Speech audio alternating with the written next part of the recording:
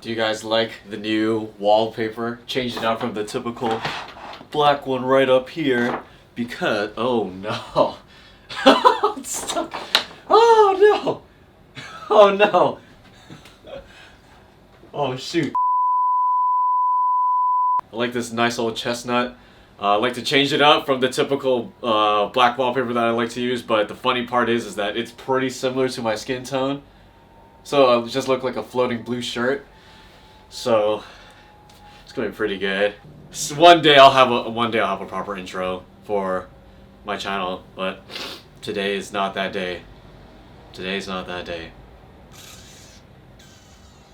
Hey, what's going on everybody? Welcome back to the channel. Today I'm gonna bring you guys a new video, a topic that I love to talk about, a topic that I love to watch on YouTube myself, and it is camera gear. All the stuff that I'm going to be talking about today has been acquired over a period of 5 years, since 2015. A lot of the stuff that I've had like from 2010 to 2015 have probably already been sold off to make room for this kind of stuff, or I've outgrown it and passed it on to somebody else. At the end of this video, we're going to have a little bit of a Q&A that I've posted on my Instagram story. If you're not already following me on Instagram, it's going to pop up, I think, somewhere right here or somewhere on these corners, but yeah, I should really know this. I'm editing this. Yeah. I usually improvise. Let's get into it. First item I want to talk about is my prized possession, the Canon 1DX Mark II. This was actually the first thing that I got when I dropped out of college because, I was like, I kind of want to buy something.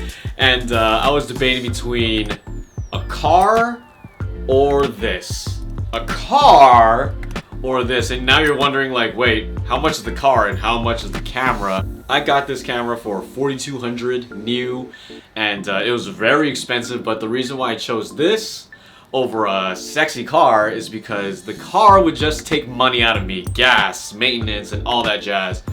Camera stuff will make me money. Yeah, or that's the hope. If you're buying camera gear, make sure you tell yourself that you're investing, or tell your other friends that you're investing. The next thing that I want to talk about is the Canon EOS R. This is the only piece of gear that I won't be able to hold because it's being used to film this video right now. It's great in stills, it's great in video. It doesn't have slow-mo like the 1DX Mark II, doesn't have that 120 frames per second, but in terms of photography, man, it is crazy good. EOS R, great for photo, great for video. I actually highly recommend it to anybody starting out in photography and who has the budget to own this thing. It's actually not that bad to buy it now because it's severely discounted from when it originally came out. So if you're starting out and you want a full frame camera, I really recommend the EOS R. It has a nice flip out screen, has nice video, nice photo, can't go wrong. Next piece of kit is the FUJIFILM X-T2. It has served me well, but I actually don't use this camera anymore. But it handles so well in low light. Crop sensor cameras are notorious for not doing as well in low light, but the X-T2 does a great job. And just like the ergonomics of it, all the dials and all the things, it's nice. It's nice and compact, feels like a film camera, and really classy camera. Yeah, but the X-T2 has served me well, and I've taken a lot of great pictures on it, made a lot of great memories too. Oh yeah, also, I would also recommend this to anybody starting out who doesn't have a budget for EOS R, but has a budget for a mirrorless camera. Go for the FUJIFILM X-T2 or X-T3. The 4 just came out, but the 2 is probably dirt cheap, and the lenses are incredible on it, and they're also super affordable. Highly recommend this one too. Next up is my film camera, the Canon P. This is a regular 35mm film camera. It's also a rangefinder, so it actually does not have a mirror inside the body that looks through the lens. That would be a single lens reflex like most cameras that anybody could own. But a rangefinder has this kind of like this ghost image look, where to focus you would actually keep like turning the focus wheel until this ghost image lines up with the real image, and then that's how you would know that it's in focus, when those two images line up. It's pretty cool. But I really like the Canon P because of how classy it looks. It is a full metallic body and fully mechanical, and it feels so great in the hand, and it just looks so good.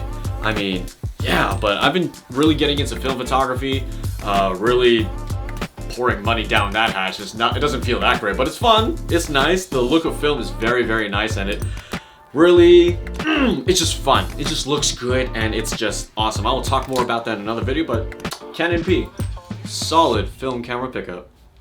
Next film camera that I have right now is the PENTAX 645. So what's different about this kind of camera is that it's a medium format camera. A medium format camera just means that instead of a regular 35mm look that full frame sensors have or 35mm film cameras have, the film negative is much bigger, almost 2 times the amount, or it depends on what kind of negative. This is a 645, which means it's a 6 by 4.5 centimeter negative, and I could talk more about medium format stuff in another video. It's a lot of information, but yeah, I really like this thing. It's actually not mine, it's my dad's old film camera, so I've been able to borrow it and test out what it's like to shoot on medium format, and it's pretty nice. I mean, look at this handle. Like, that is a solid handle. Like that, like I can hold that like without putting all of my like fingers around it. It's just awesome. It's so nicely built. PENTAX 645. There will be more videos on film in the coming days, weeks, or whatever. So yeah. So let's talk lenses. In the Canon lineup, I have the 24mm f1.4, the 35mm f1.4, and lastly the 85mm f1.4. The 24mm is perfect for my wide shots, group shots, and weddings. I use it for landscapes too, and sometimes portraiture. It gives a very photojournalistic look where there's a lot of context in the back. Yeah, the 24mm is awesome. The 35mm is my favorite focal length of all time. This hardly leaves my camera either on any Canon body.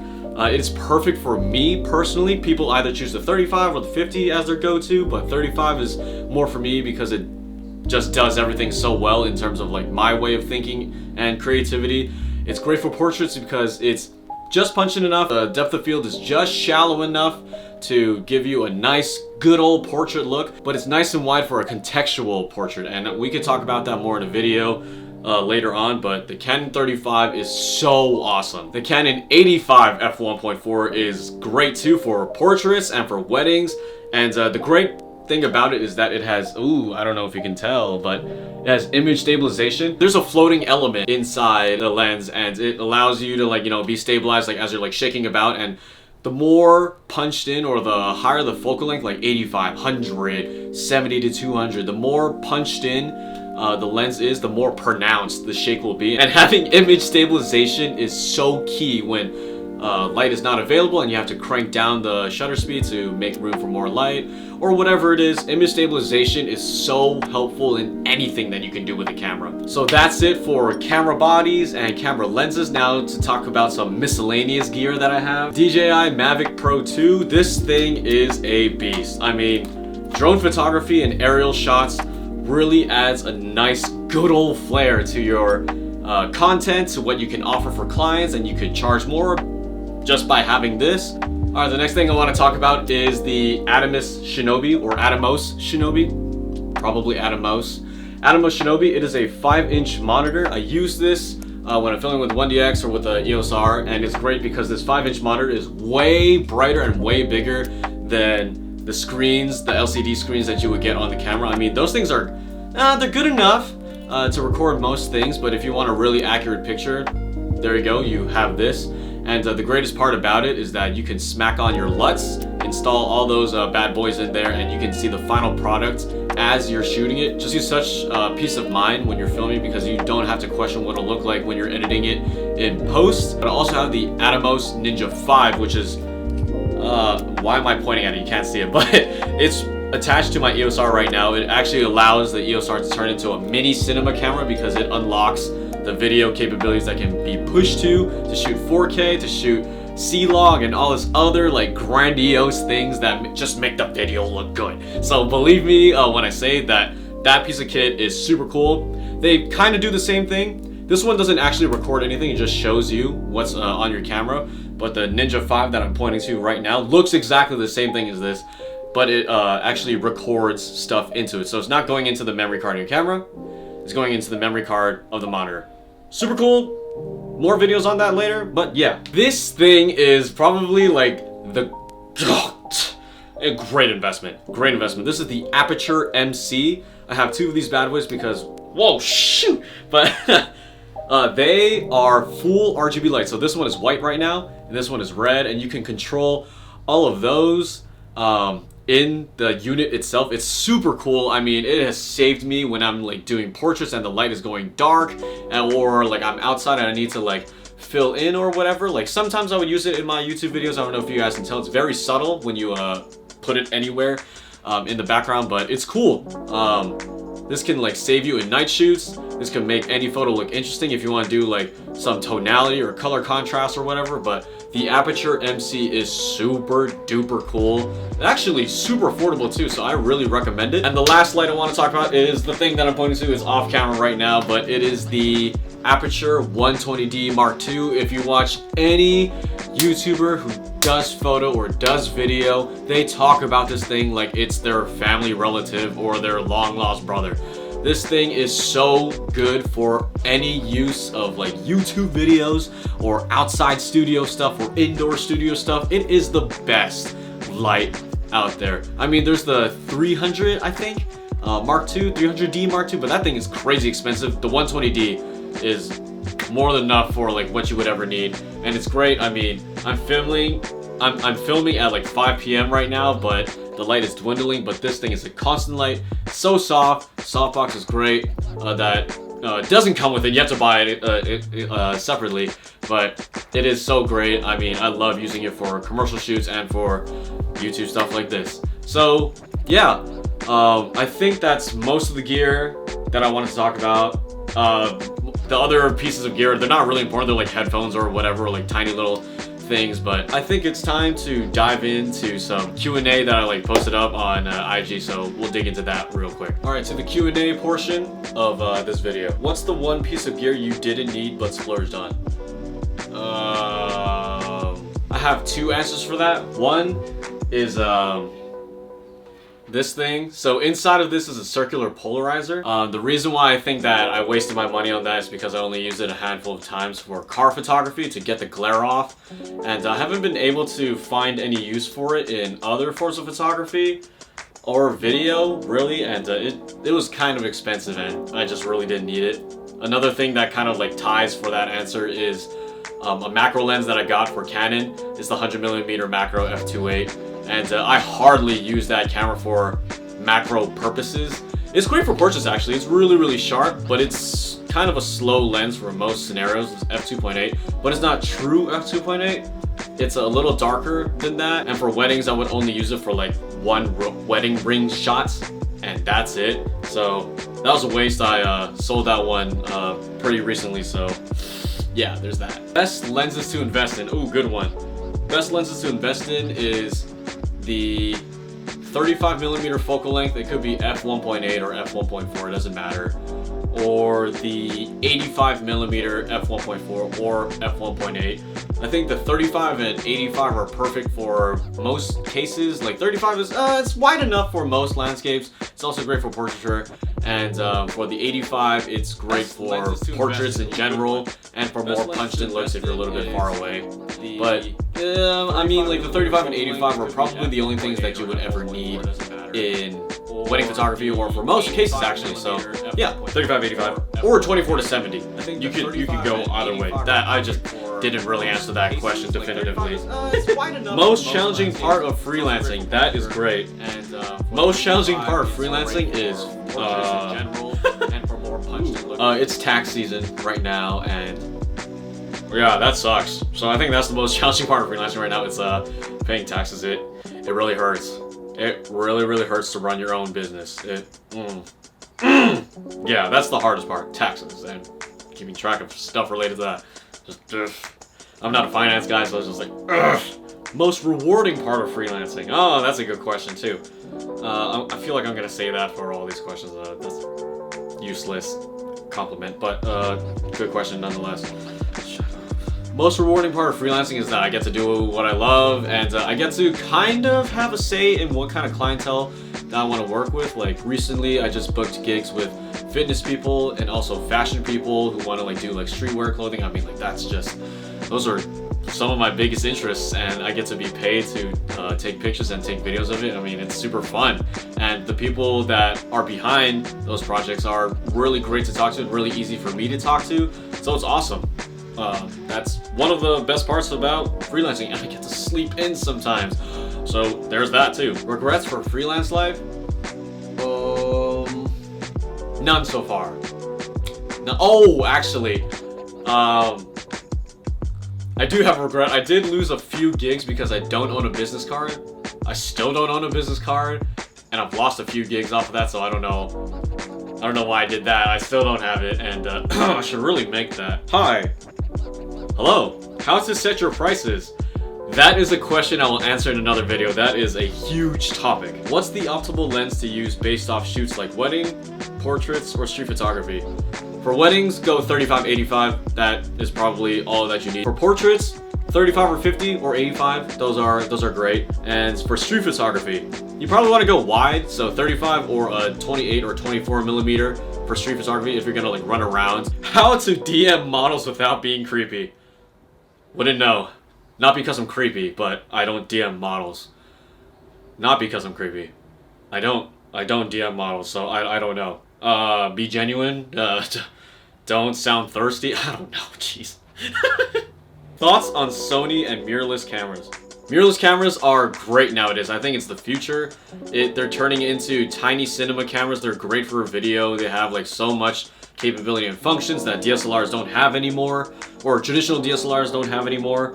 And yeah, I think mirrorless is the way. They're getting a little bit expensive, but you know, DSLRs can still do what you need to do. Sony cameras though, there's something about like people who shoot Sony, there's like a culture behind it. Like it's very like hypebeast, and they kind of, most of them like shoot very similarly, like really like high contrast and punchy, and like most of the subject materials are similar. I don't know why, like there's a culture behind Sony. It's really weird, but Sony has great cameras. Like the A7R4 is out, the A7 III is incredible, the A7S III is a unicorn. That one, I have no idea if it's ever coming out, but those cameras have like, you know, pushed the market to where it is now, so I mean, they're great. The culture behind it is a little weird, but it is what it is. They're great cameras. Smiley face. Smiley face to you too. That's a terrible smile. Why do all the hypebeasts shoot Sony? I didn't ask that question. See, this is an observation. I'm really just observing and reporting. I don't know why there's a hypebeast culture behind Sony. I really don't understand it. Like, it's really weird how that's happened. If you ever like look on Instagram like and see like a certain style of photo, most of those shooters who like shoot very like crazy edgy stuff, they're Sony shooters. I don't know why it's like that. It is. I'm not hating. It's just observing and reporting. That's all it is. It's very strange. What is a budget camera to buy that can help you learn to video and shoot? Your phone is the budget camera that can help you learn how to do video and shoot. If you want to buy a DSLR, I recommend the EOS RP. That one is a budget full frame mirrorless camera by Canon. It's super affordable right now. You can buy an adapter and slap on some affordable glass on that too, and you know, go to town on it because like it has a flip out screen. It could do like 24 frames per second. It could do a lot of things, and also great for stills. So yeah, Canon EOS RP is great, and if you can find any camera under $1,000, like the Canon, I believe 90D or 80D, those are great. Fujifilm has great cameras. They're crop sensor, but they are the best in the crop sensor game. They're almost like matching the quality of full frame cameras. Fuji colors are great, so they can do video as well. And yeah, but don't let gear stop you. Like if you are starting out, like your phone is a great way to practice, but I think any package that you can get from like Costco, that's how I started, is a great way to get out there. And that is all the questions that I will go through right now. This video is probably super long now, but thank you guys for watching this video about gear and like all these lessons that I've learned from like, you know, buying all this stuff and how I use it. I'll go more in-depth video on these pieces, but if you like this video, click that like button, leave a comment about like what's your favorite piece of gear, or what's something that you kind of don't know if you would need or what you would want, but you know, we can start a discussion down in the comment section. I'll answer any questions that you guys have. Subscribe. Oh my gosh, is that a plane? How long has that plane been going? I hope that doesn't get picked up on the audio. Click that like button, leave a comment, subscribe to the channel if you haven't already. We're almost to 100 at the time of this recording. It's been super solid to make these videos. They're super duper fun. Share with your friends and family. I need to stop talking so fast, and thank you guys for watching. See you guys in the next video, and yeah, that's it. Jeez, so awkward. Oh, and peace.